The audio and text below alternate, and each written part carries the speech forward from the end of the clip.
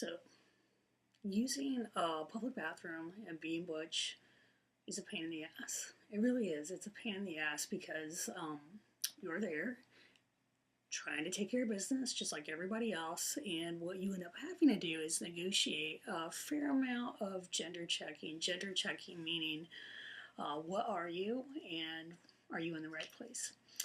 And most of it takes on a pretty passive form, like it's pretty non-confrontational. There's, sideways glances and double takes and whispering and sometimes just outright staring and eyeballing. And then there's the brief eye contact and purposely not staring.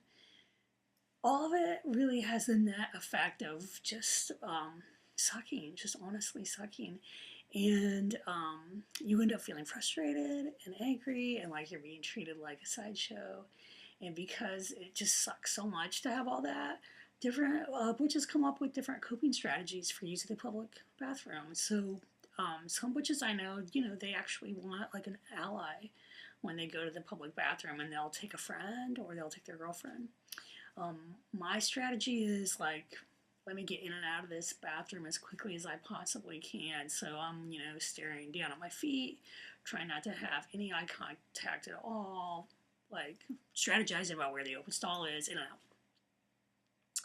But sometimes something happens that's kind of over the top, and I don't get in and out of the bathroom as quickly as I want to. So story one.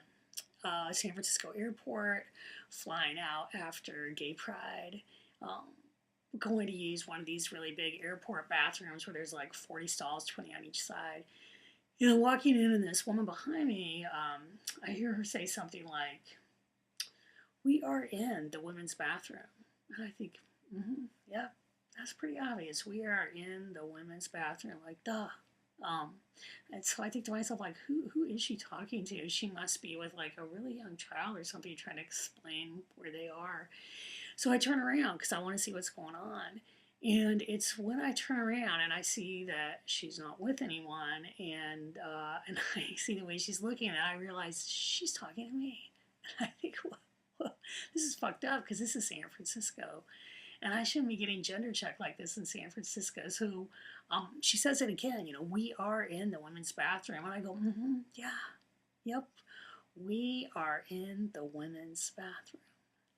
And she doesn't say anything back to me. She doesn't apologize. She just kind of scrunches her face up and scurries off to the other side.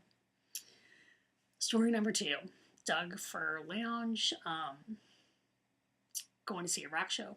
I go to use the bathroom. It's a small public bathroom, 2 stalls. I come out of my stall. The woman that was in the other stall, she's already at the counter. We have eye contact in the mirror for a second, and then she is heads down, washing her hands. And so I'm getting that purposefully. I'm not going to look at you because I don't know what you are, and I think you're in the wrong place. And for a second, while she's like furiously washing her hands, I think I'm going to just stand here and make this as awkward as possible, and then she's going to have to acknowledge me. But that moment passes because I really want to see the show, and I really don't want to do that shit anymore. So I get ready to leave. I go out to leave. I open the door, and there's a woman walking in, but she stops, and we're standing in the door together, kind of faced off.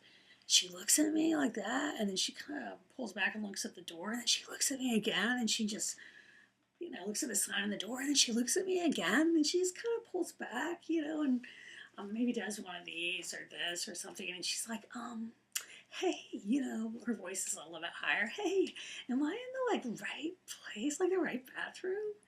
And I just shake my head and kind of laugh a little bit and go, yeah, you are, and I'm the right person. Story number 3. Tasty and Sons, a restaurant in Portland. Outside waiting for breakfast, I see this butch pull up on her bicycle. She's got all this cool spandex on. She's really, sporty and fit, very boyish. And we do like the butch nod, like the, thing. And later, I'm following her into the bathroom, and the public bathroom, and we go in, like she goes in first, I go in behind her, the door closes, we're the only ones in there, and she turns around and goes, so, which one of us is going to say, hey, I think there's a dude in the bathroom? And it's just so funny, you know. And we just start talking about getting gender checked, like we go into each of the stalls, kind of do our business, but we keep, you know, talking about our experiences. And I had to say, I just sit there for a second, and I can't believe this is happening. That I'm having this moment of like butch solidarity in a public bathroom, and it's not in a queer space. It's amazing. So, you know, I'm so excited. I go out, I tell my roommate who I'm having breakfast with, and I tell a bunch of my friends about it later.